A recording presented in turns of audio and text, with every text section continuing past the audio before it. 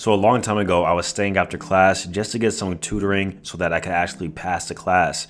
And I remember something that the teacher told me, something that was really instilled for me since that point in time. He told me, because I couldn't understand some really complex derivative, this or that, I can't remember exactly, but he asked me if I wanted to work at McDonald's the rest of my life.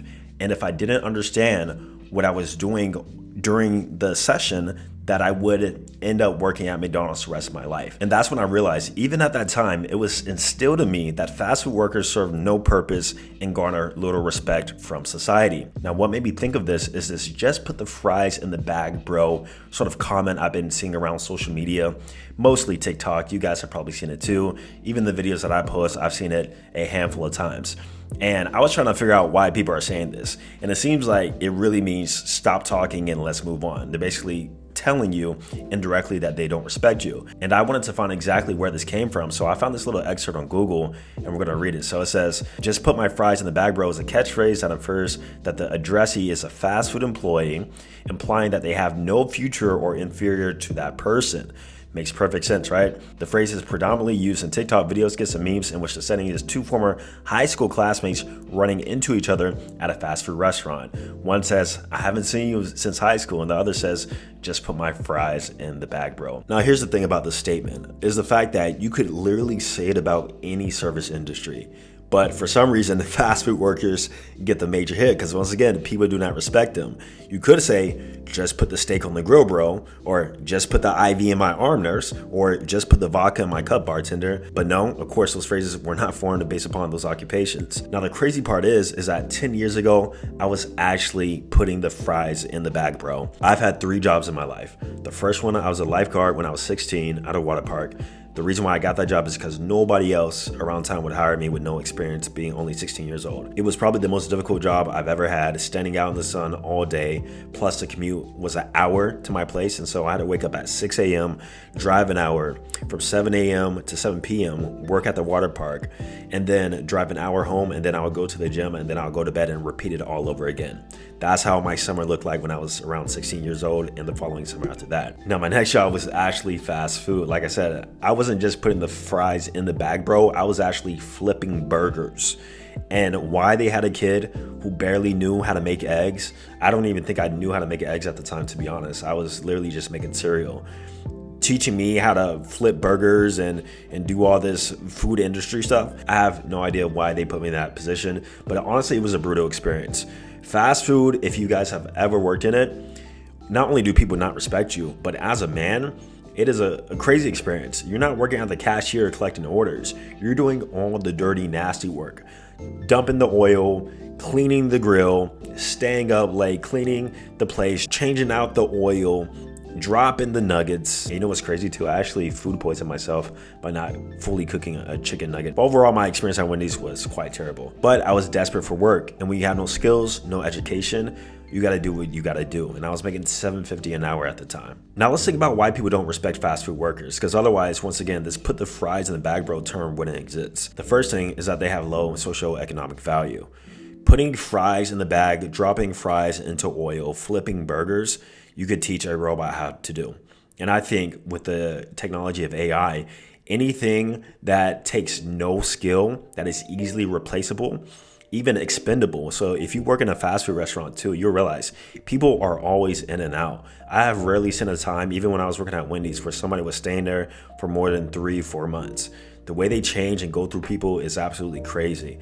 I think maybe the longest person there was my manager at the time, and he was like this 45 or 50-year-old guy who seems like he's been there for a very, very long time. And those are the rare cases. Those are the people who also technically have no skills, or maybe just got comfortable in the fast food environment, so they decide to work their way up and become a manager.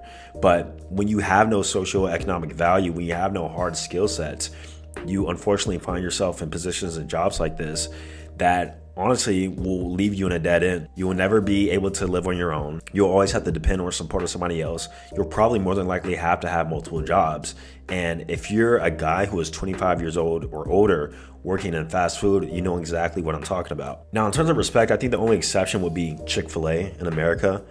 Chick-fil-A, just due to their quality and their service, I have found that people tend to respect them a lot more than working at McDonald's, Wendy's, or Burger King, or KFC, or anything like that. And even in the terms of like the service you get in some of these places, you can tell that these people actually hate their jobs.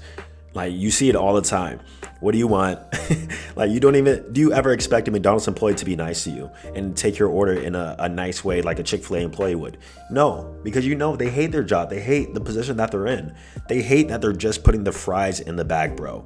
Especially if they're ages 22, 23, 24 or higher in a job position like that. Now, I'm not sure if you guys heard, but there's something called the Great Separation after high school. These are the people who stay putting the fries in the bag, and the people who go off to college, start doing great things with their life, maybe start their career.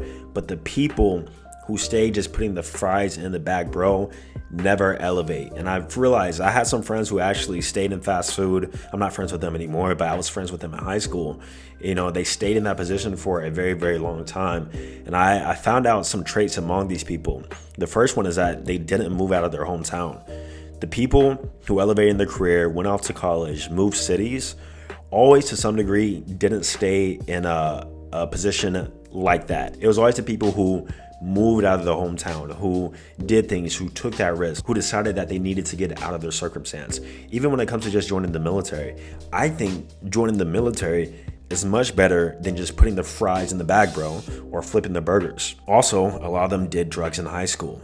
I never did drugs in high school. I was very sheltered. I didn't even know drugs even existed. I kid you not, till I went to college. I was just never around that, but I heard about it.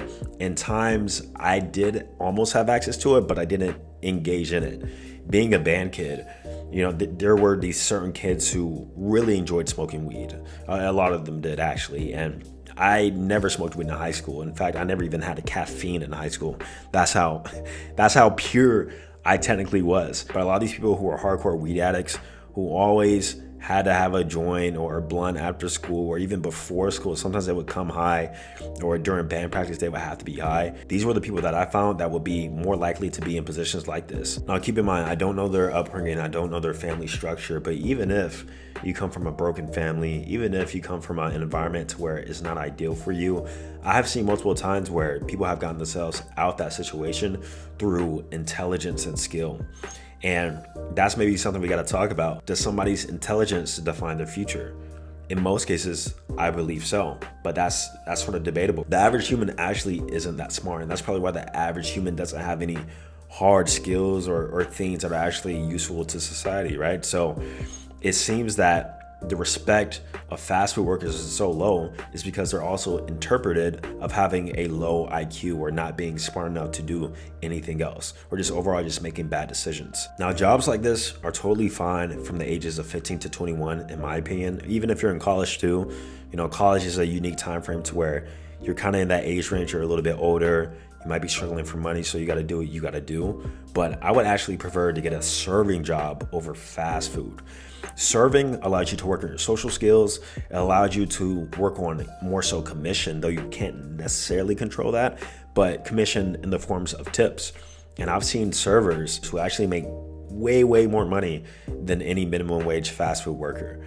And at the same time, you're meeting people, you can network depending on where you're at. And that actually is a skill set, I believe, that can translate into other things, maybe sales or any other advancement of any hospitality or service-based career. But most importantly, we got to learn a trader skill.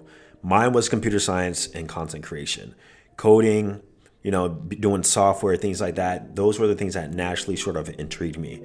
Most of you guys are probably not going to have the same fascination with computers and coding and nuances and things like that. That's why I also believe like your skill set falls in line with your personality. You guys know I'm more so like an introvert. I'm a thinker, I'm more logical. So that's why I naturally gravitated towards computer programming, software engineering. When I was in ROTC, I actually got my job. It was going to be in cyberspace security. And so if I wasn't doing what I was doing now, I was going to have a career field in cybersecurity, which is actually pretty good on the recent stats that I looked at in terms of data, salary, and things like that. Or you could also just get an education. There's a statistic that shows too that college graduates on average earn more than their non-educated counterparts. Now, as we get more advanced in this digital world, of course, there's going to be many exceptions. Most of you do not have to get a college degree if you're working towards or learning a skill set that really doesn't need it. Does my business degree help me with what I'm doing now? No, it doesn't. What they taught at school for me was corporate business. I'm not in corporate business at all. Maybe it helped sort of shift and inform my mindset on the principles of business and how it runs. It made me a little more business oriented, but I wouldn't say that my actual college education had transferable skills to what I'm doing now. Everything I'm doing now is self-taught. Now, I'm sure most of you guys are already settled within your career field, but I do occasionally talk to people who, they're not really satisfied in terms of where they're at. They're kind of stuck, they feel like, and they don't want to be in the position that they're in. And I believe it's also never too late. If you're 29, 30, mid 30s, you still got time on your side to where you can still pivot and make some changes if that's something you really want. But as I mentioned in the last video, you have to fully lock in. And at the end of the day, somebody still has to put the fries in the bag. Hopefully, it's just not you.